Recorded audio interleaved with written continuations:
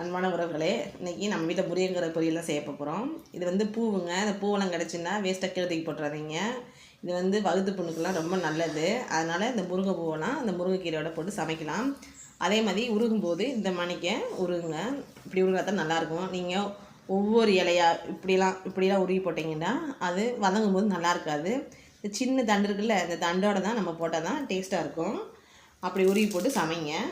அதே மாதிரி உருகும் போது இந்த கொஞ்சம் இப்படி பெரிய தட்டாக இருக்கும்ல, இதை உருகி போடக்கூடாது. போட்டால் குச்சி குச்சியாக இருக்கும், சாப்பிட நல்லா இருக்காது.